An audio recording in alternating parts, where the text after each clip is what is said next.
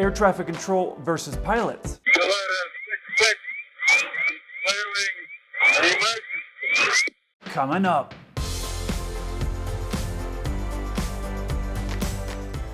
Hey 7-4 crew, welcome back. If you don't know me, my name's Kelsey. I'm a 747 pilot.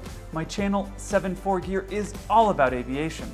In this video, a pilot declares an emergency, but he sounds drunk on the radio. So I'm going to see how long it takes for you to figure out exactly what's going on. Let's get into it.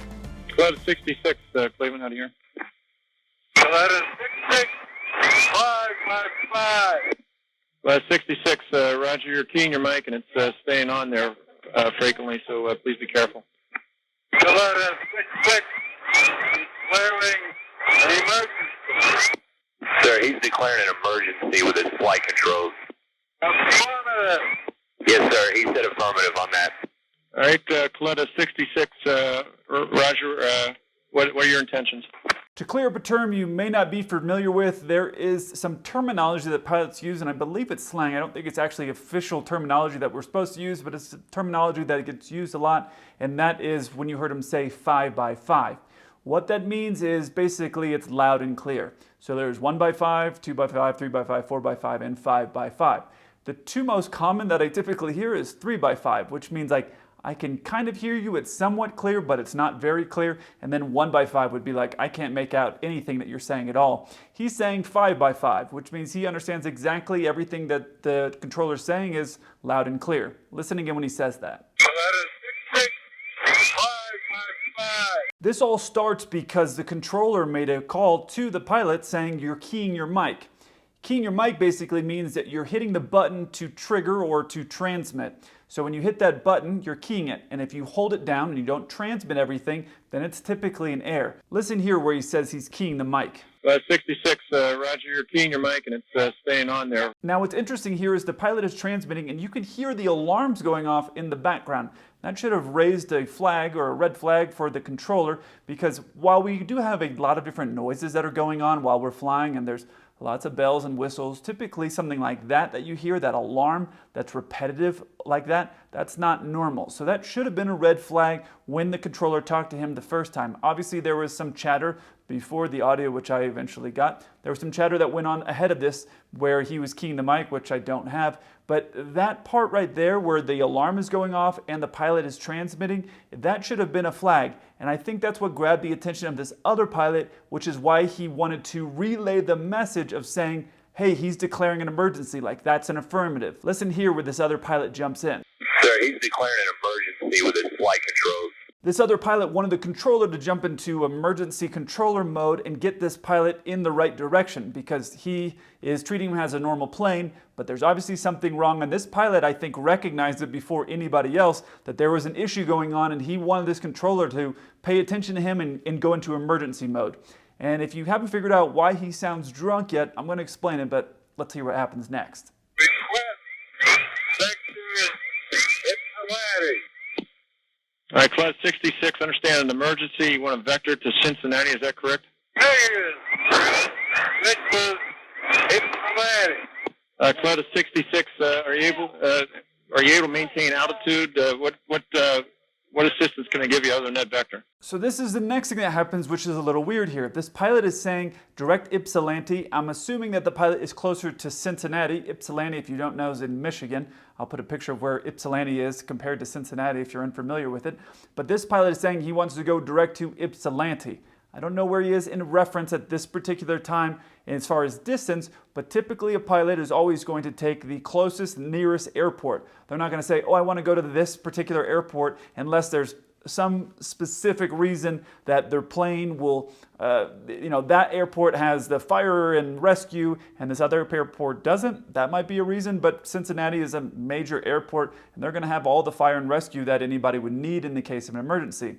So when this pilot is saying, no, I want to go direct to this airport, that should be another flag for the controller thinking like, okay, why does this guy want to go? He's talking weird, alarms going off, he's requesting direct to this place, but he's declaring an emergency, there's obviously something wrong. So there's a lot of red flags that are going on here, and I don't think the controller has really put it all together exactly what's happening.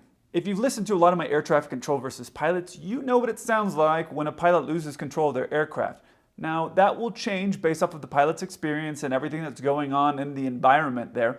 But typically, when a pilot has lost control of his aircraft, they're going to be having a much higher anxiety level, and they're going to be talking a little bit different than this guy is talking here. So that should be another red flag for this controller of like, what's going on here? And if you haven't figured out what's going on yet, it's going to make a lot more sense in this next clip. Unable to control altitude. Unable to control airspeed. Unable to control. Hey! Weather. 66. And that's everything A-OK. Okay, Class 66, understand you're not able to control the aircraft. Is that correct? That is correct. Now, if you haven't figured out what it is that's creating this situation, this pilot has gone hypoxic. And what that means is they're getting not enough oxygen into their body. So if you're at a higher altitude where the plane is depressurized, you can't get enough oxygen because up at higher altitudes, the oxygen is thinner. You've heard of stories of people climbing Mount Everest and they pass out or they can't make it or they use oxygen tanks and things like that because at that altitude, the air is very thin. There's not a lot of oxygen up there. And that's what's going on here. The pilot has gone hypoxic. And the clue to me, if I was listening to this, is I think where the controller got it as well, is when he says he's A-OK, right here. Unable to control. Hey! Weather. 66. And that's everything A-OK. So this pilot is saying he can't control his altitude, meaning going up or down. He can't control going left or right, and he can't control his airspeed. That's kind of the main things about flying are those 3 points of access there. So he can't control any of them, yet he's like, everything's A-OK other than those minor details is kind of what it sounds like. And one of the things about being hypoxic is that you can be euphoric, which means you feel like everything's gonna be fine and everything's okay. And kind of like when you're drunk and if you're like, oh, it's all gonna work out, that's kind of the similar symptom. Having a hypoxia, you can have this symptom of euphoria. And so when the pilot is saying all those things, I think that's where it clicks for the controller like, oh, this guy has lost all control. There's an alarm going off. He's talking like he's drunk and slow, slurred speech, which is another symptom of hypoxia. And he's being euphoric. So I think right there, the pilot and the controller, has realized what's going on with this pilot. So if you remember how this guy acted in the movie Flight, being euphoric would be the exact opposite of him. Now the thing is that's really interesting about hypoxia is every pilot reacts differently. Now, there is a place that you can go if you're a US pilot and you have a medical. You can go to Oklahoma City, the headquarters of the FAA, and you can go into a pressurization chamber. And in that chamber, they can do things to you and simulate hypoxia. It's safe, you're in this place, there's doctors and people around, and you can simulate and see how you react in the case of being hypoxic, which I think is really something that's very important for every pilot to do. And I know this sounds hypocritical because I have not done it, but it's definitely something that I want to do. When I got this clip and I started listening to it, I started thinking about it because it's something that I'd been planning to do for a while. And I actually had called the FAA earlier today. I'd called them to actually make an appointment to go in there because it's a one-day course that you can do. It's completely free and you can go in and do it. I called them, but apparently because of COVID, I don't know, they're not doing it right now. But it's definitely once, I don't know, COVID has whatever happens, where you're able to kind of go back to living your normal life.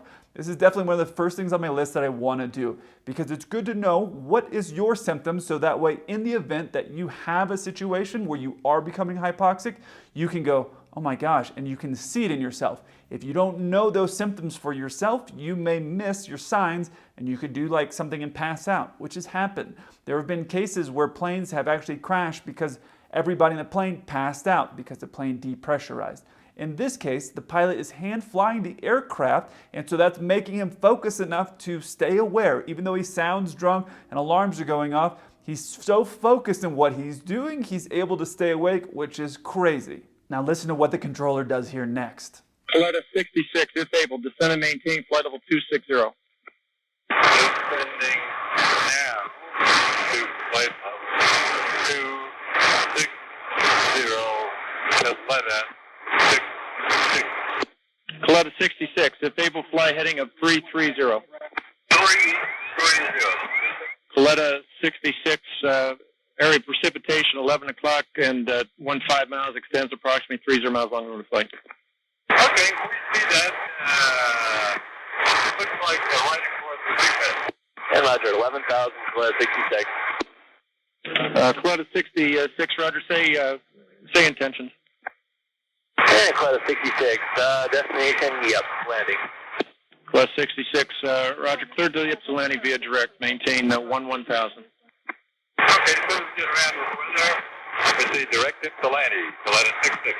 Now, obviously, I sped this up because ain't nobody got time to listen to the full descent and stuff like that, and I cut out some clips just to make this video not extremely long because I wanted to show and just kind of highlight the difference of what this pilot sounded like when they were hypoxic until towards the end of the audio when he was no longer hypoxic and they were headed down to 11,000 feet.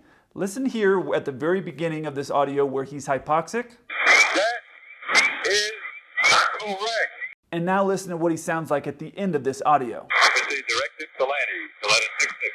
Now, air traffic control realized that these pilots were probably hypoxic. And from my understanding, the controller was talking with another controller listened in and said, oh, I think this guy's hypoxic. And they started descending them quickly. Now, what I don't know, and I couldn't find any full report of what happened here, but they descended them just initially to 23,000 feet, I think it was. And I don't understand why they wouldn't just say, go directly to 10,000 and then clear out all the other planes. Because on a lot of aircraft, now this guy was hand flying, right? And they didn't know that. But in a lot of aircraft, you can actually dial in 10,000 feet, hit one button, and the plane will just go down to 10,000 feet and level off. Which means that if the body had shut down because it just said, okay, I've been struggling, trying to hang on with the lack of oxygen, but I'm done now. If the brain had just said, I quit because we don't have enough, the guy could have just passed out. And in the case where right now where he's hand flying it, who knows what would have happened. But they were able to get down, and as they got lower and lower, they were able to breathe more and more oxygen. And then you heard the first officer wake up, and he started to jump in and make some radio calls. This guy right here is the first officer who was unconscious in the beginning part of this audio. He wasn't talking because he was totally passed out, but this is him talking right here. And Coletta 66, destination, yep, landing.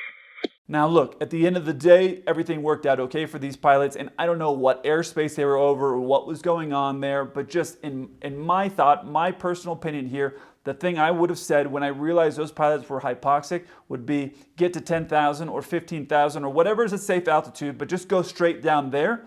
And then once they started going down, and you'd be able to see that as an air traffic controller, once you could see them start descending, then maybe you want to give them a different heading. But you would absolutely want to get them down to a safe altitude where they can breathe as quickly as possible. So at that point, once they start going down, you can just be moving other planes out of the way. They have the priority. Now, again, I don't know, and I'm not being critical of these controllers. Again, everything worked out okay. But that would be my thought if I was a controller, is get these guys to 10 or 15,000 as quickly as possible. The other thing that's really interesting here is that in the event that you were in an explosive decompression, so like a door flew off the plane for some reason and the cabin just depressurized immediately, your oxygen mask would fall down. But if you panicked for whatever reason and you didn't get your oxygen mask on and start breathing and you passed out, it's really not that big of a deal.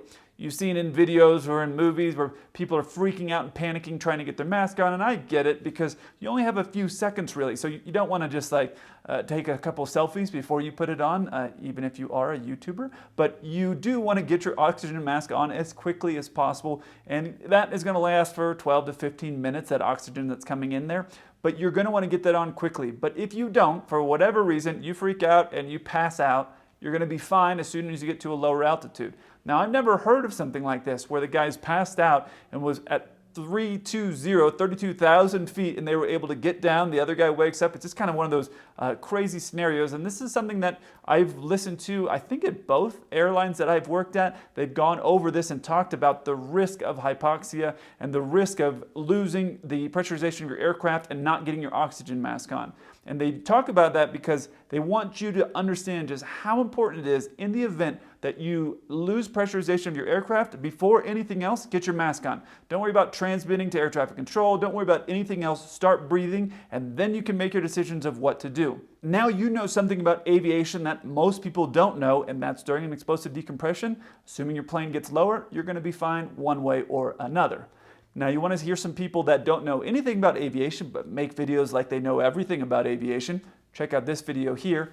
And if you want to hear a pilot have a temper tantrum with air traffic control, check out this video up here. I look forward to hearing from you. Until then, keep the blue side up.